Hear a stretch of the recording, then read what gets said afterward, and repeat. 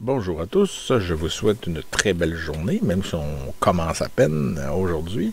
On a vu récemment les détails concernant la catégorie sur les homicides argumentatifs et conflictuels. Donc on va en voir, je vous avais dit qu'il y avait plusieurs cas. C'est quand même un type de crime très répandu. Et voilà, ce matin, c'est justement un cas. Et même le suivant, je vous fais un scoop, mais le suivant, ça va être aussi un homicide argumentatif. Mais bref, allons-y un à la fois, pour ne pas se mêler dans nos claques. Le 12 septembre 1721, on retrouve dans la ville de Québec Catherine Charland, qui était une ancienne cuisinière, qui, elle, avait travaillé pour une dame qui s'appelait Françoise Cailleteau, veuve de Denis de la Vallière.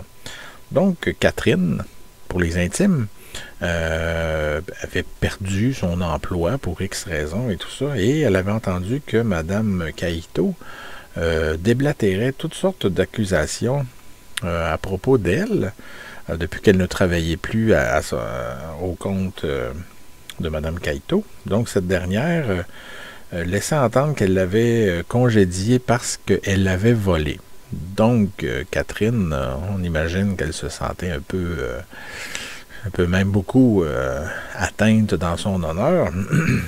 Donc, ce qu'elle a fait, elle a décidé tout bonnement de se rendre chez Mme Cailleteau, sur la rue de Buade à Québec, et puis de régler ses comptes avec Mme Cailleteau.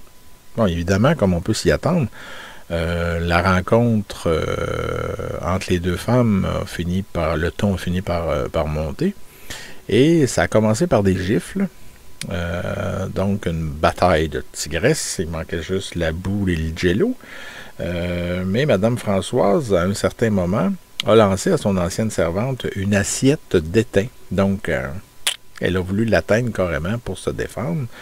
L'assiette a manqué sa cible, mais Catherine l'a récupéré, l'objet, et elle l'a lancé à son tour, atteignant son ancienne maîtresse en plein visage. Et là, ça arrête un peu, je vais prendre le temps de m'arrêter, parce qu'il y a comme deux versions dans cette affaire-là. La première, qui devait venir probablement de Catherine. Donc, elle prétend que Mme Françoise Cailleteau s'est effondrée tout de suite avec un seul coup. Donc, elle a répliqué. Et puis, quand elle a vu que son ancienne maîtresse ou son ancienne patronne saignait beaucoup par terre, des narines et de la bouche, c'est ce qu'on raconte, bien, Catherine a pris panique et puis elle a pris la fuite, tout simplement. Le soir, des citoyens, probablement des voisins aussi, qui connaissaient les habitudes de Mme Cailleteau, sont sortis pour aller voir, parce qu'ils se rendaient compte qu'elle ne sortait plus de chez elle. Elle était enfermée. On n'avait plus de nouvelles. Donc, on a fini par enfoncer la porte, ce qui était, on avait des soupçons assez sérieux. Puis, c'est là qu'on a découvert son corps. Mais, selon l'historien André Lachance, chez qui j'ai puisé une partie de mes informations, la victime, dans ce cas-ci, donc Françoise Cailleteau, aurait reçu un coup à la joue et un autre derrière la tête. C'est ce qui laisse penser que la première version, donc qui ressemblait peut-être plus à de la légitime défense, n'était pas tout à fait exacte.